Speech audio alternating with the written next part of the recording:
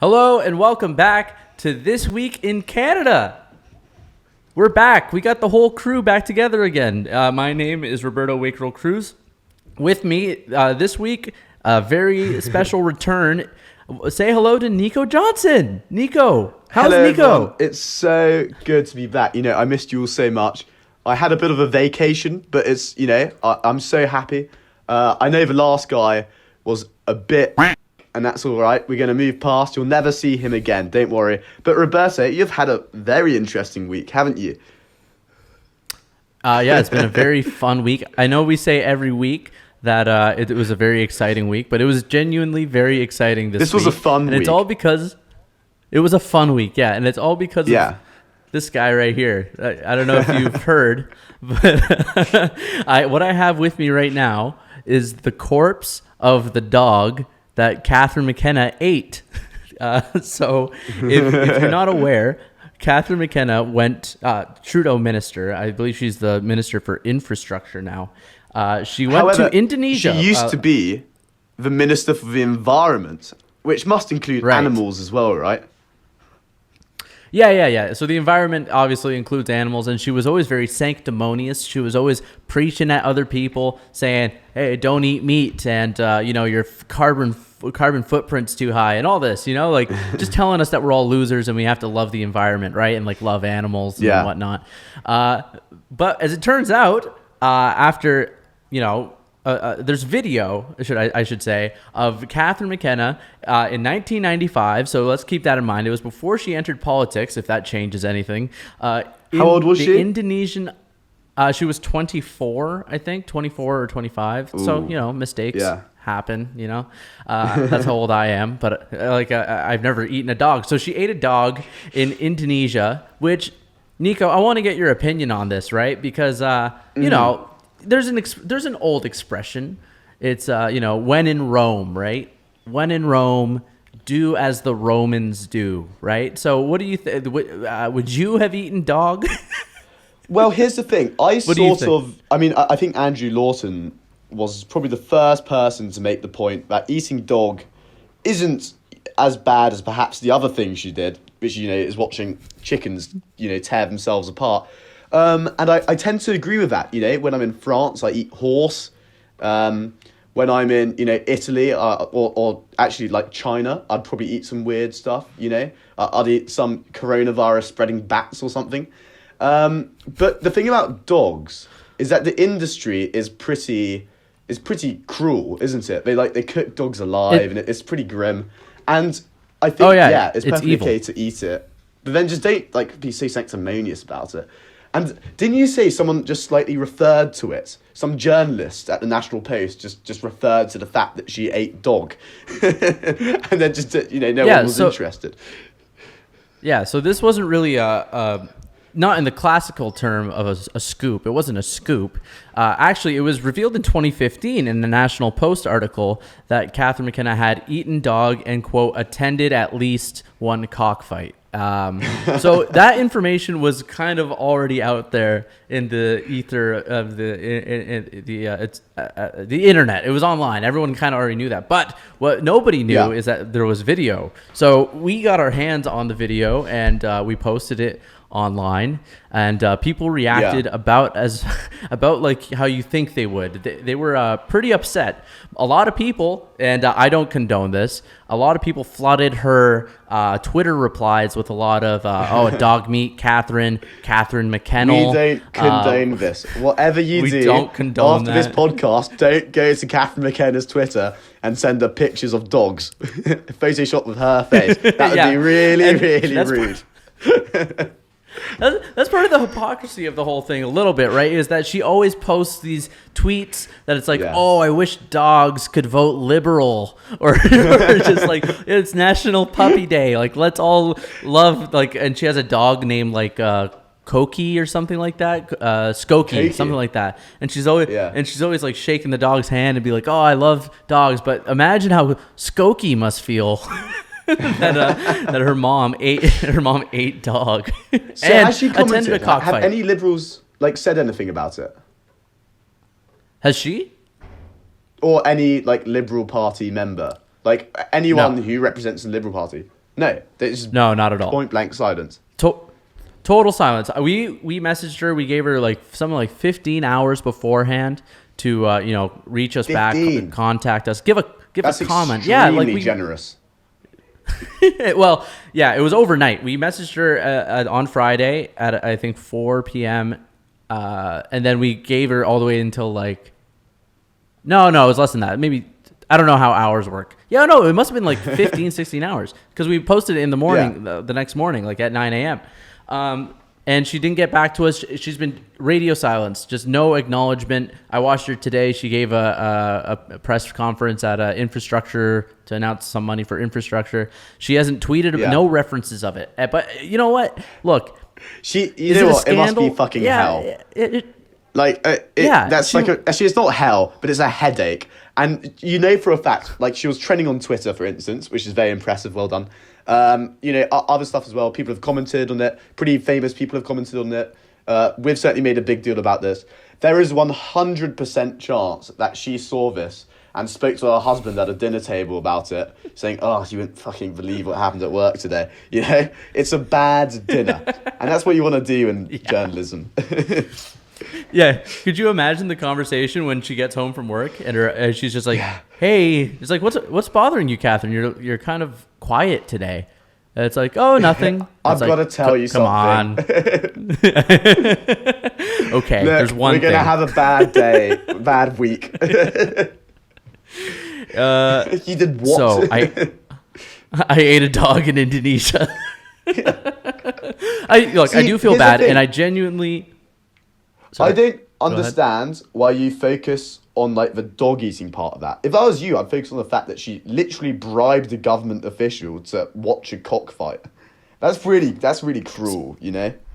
So for what Nico's referencing there, it actually wasn't a government official. So here's how the situation worked in Indonesia. Okay. She was doing a documentary with a friend of hers, like a homemade documentary. And they went to a cockfight. They wanted to, get submerged in the culture. And what it was she was paying a bribe to the people running the cockfight so that in case police showed up, they had money to bribe the police.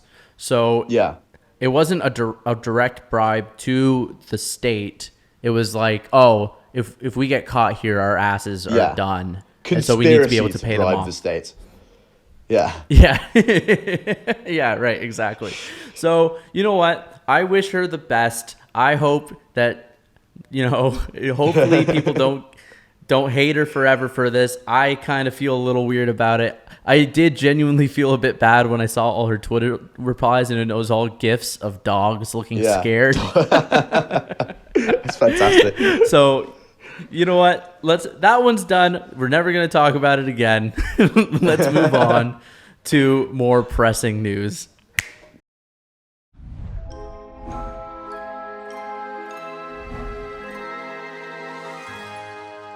Nice transition. Thank you so much, James. And for those of you watching, we've realized we're doing this over Zoom, and we have noticed there's a little bit of a sound delay, a video delay. So we're going to be mindful of that moving forward. There seems to be about a second delay, and we're going to try to truck through that, make sure this is totally watchable and listenable. But we're moving on to our next topic, which is Justin Trudeau. Now, Justin Trudeau is a favorite on the show. We talk about him all the time, man. We see he seems to always come up. If you don't know, he's the Prime Minister of Canada, and what he's done this time, if you already didn't like him enough, was he announced, I believe it was yesterday or the day before filming this, he pledged $400 million in the fight against COVID internationally, which essentially means he's gonna give your money, my money, Nico's money to people somewhere else, which I don't know who these people are. I don't even know if they have COVID, to be honest, but that's where the money's going. This isn't the first time, Nico? Like, this is not the first time that this has happened. You have to remember, I mean, this is before my time, but the Liberal Party, particularly in like the 90s, was actually quite fiscally conservative. I think they had a pretty good trajectory, I suppose, and they would sort of be socially liberal whilst being fiscally conservative. Now, this has changed entirely under Justin Trudeau. He has pushed the party so far to the left that it has made the NDP, Jagmeet Singh, always on TikTok, totally irrelevant. It has made, for instance, the Liberal Party, I mean, just quite radical. And this manifests in certain ways. And the most significant, the most concerning, for me anyway, is just massive government debt. I think they sort of redid their statistics, their forecast for this year of spending. And obviously it was going to be bad. We knew that. But it's going to be literally trillions of dollars, which is something Canada can't afford. And the consequence of that is that you spend more money, tax money, our money, Roberto's money, not on social programs, but instead on servicing debt, servicing interest. It gets more and more expensive. That's a concern. And here's the thing that irritates me about this particular thing, is that he just gave another $400 million to something which is unclear. We don't know what it's going to do. He didn't express it. There's no reason why it couldn't have been spent in Canada, couldn't have been spent getting people back to work in some way that actually helps.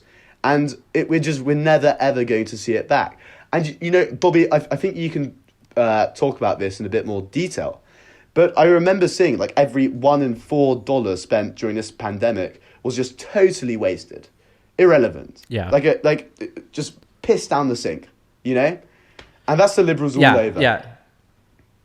Yeah, basically, right? I remember seeing, I think the same study as you did, is that 1 in 4 pandemic spent dollars was used ineffectively, meaning that the way that they used it either for testing or giving it out mainly for CERB and the rent reliefs, things like that, has been wasted to either people that didn't need it or it wasn't used in the most optimum way, right? A bit like what's happening now, you know? Yeah. So what I meant, Trudeau has a track record of actually giving away money like this. It's not by far the most I believe he's given, but he's also given, in April, he gave $159.5 million to fight coronavirus internationally. That was when he was still going for the bid in the UN Security Council seat. Trudeau has said now that this is just the start, basically, of the spending. There's going to be more spending to come.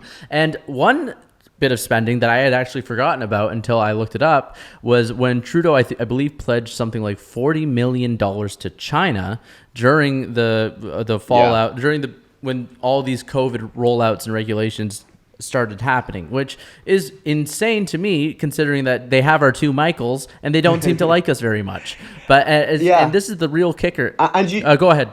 And you thought that this... Sorry to take that away from you right as you're getting to the kicker. No, go ahead. But, that's the delay, folks. What can you do? Anyway, so the trouble with this is that Trudeau has spent a lot, rather, since he came into office, because he pledged to get to the UN Security Council. Now, that requires you to spend a lot of money internationally. And just a bit of a aside... We knew Trudeau wasn't going to win. It was never going to happen. And he spent this money for no reason, knowing that he wasn't going to get the seat. But I was hoping that this spending would stop after the UN Security Council stuff. But he still thinks, and it is part of being like a Liberal, it's part of their ideology, their identity, that Canada deserves a place in the world. And I think the Conservatives tend to express that desire through things like peacekeeping. But under the Trudeau administration, it has just been spent on just throwing money at problems, hoping it will be solved, and it never does. Yeah, totally. And thank you. That was actually my kicker. That's what I was about to say. Oh, Was, no. You stole my kicker. But no, you're right, Nico. We knew Trudeau was not going to get the UN Security Council seat. There were countries that were fighting for that spot for far longer, spending not as much, but definitely had been in the race for a longer time. I think it was Ireland and Norway or Finland that ended up winning. Yeah. And what basically this says to me is that the Trudeau government, the Liberals in power right now, seem to think that they're going to be in power long enough that things like this are still going to matter for the next race in the UN Security Council seat. Which, by the way, a seat that he actually lost. He lost votes from Harper. So Stephen Harper actually got a higher percentage of votes in the UN Security Council seat. And then criticised. And in 2015, the fucking guy criticised Harper for failing to get a seat, saying, look at what he's done to Canada. Nobody respects us anymore. The guy has the audacity to spend a lot more money than Harper ever did and get less votes. It's the audacity. Yeah. No, exactly. So I don't know exactly where this goes from here, but like I said, I imagine that Justin Trudeau believes that they're just going to be in power forever. I don't think they see themselves losing an election, and so they can keep spending money like this. I don't know why he thinks that. It's not like his polls aren't slipping. He did lose the popular vote in the last election. The Conservatives managed to form the strongest minority or the strongest opposition government in Canadian history. Yeah. But it still seems like as long as Trudeau can hold on, in his mind, to the GTA, which voted entirely liberal, that he's going to be fine. He'll manage a way to win. And it doesn't matter that he's spent all this money, because over the last 6 months, he's given everyone $2,000. And how can you be mad? More than $2,000, $2,000 payments every month. And how can you be mad at someone that just gave you, $10,000? I mean, just because we're not paying attention to the debt, seems like he can get away red-handed all the time. Yeah, and there's going to be a lesson from this, and hopefully it will be a lesson well learnt. As usual with these things, I doubt it. But everyone now, all the young people who received money when university wasn't on throughout the summer, everyone who fraudulently claimed CERB without the government checking, took advantage. Anyone who was on CERB when they didn't have to be, they're about to get hurt. Everyone's going to be hurt, rather, not just them, but the entire country, by the repercussions of the debt they have gathered. It's going to hurt social policies. It's going to hurt absolutely everything that the government does in our lives, which under the Liberals is quite a lot. So perhaps this will be the final lesson of government spending. We need to take it down. We need to be more cautious and diligent. You have to run a country like a home. And if you fucking spend money on an extraordinary bathtub when you're $2,000 in credit card debt, it's going to end up in tears. I agree, Nico. I couldn't have said it better myself. I wish we could chat a little more. This delay is really killing us. We will fix it for next week. Yeah. But why don't we move on to the outro? And we have actually a little piece of fan mail that I want to read to you guys and get your opinions on. Hey, and do give us fan mail. We all really want it. My email, it's on my Twitter. Just DM me. Tell me, what you think. I know some of you said that Matthew was more attractive. That hurt quite a lot. More positive comments, please. Yeah, so me too. Go on my Twitter, send us some fan mail. But now let's do a transition and let's read this piece of mail that we got.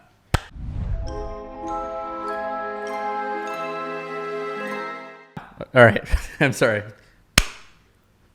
All right. Thank you for that transition. Great transition as always. Love the transitions. We have a piece of fan mail that I really appreciated. I don't know. I think I appreciate it. I feel like it was done out of a place of kindness. But let me read it to you guys. Ready for this? All right. The letter reads, "Hi, Roberto. I sent this message to the Post Millennial Twitter. Don't know if it made it your way, but I was listening to your show at work today, and I realized I was able to show my coworker his doppelganger, you.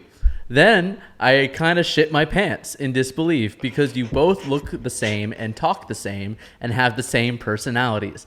Anyway, I was bored at work and had to share this." So James, let's pull up the photo there of my doppelganger. Nico, do you think I look like this fella right here? I think it's almost a striking resemblance that you two have. You got to say something.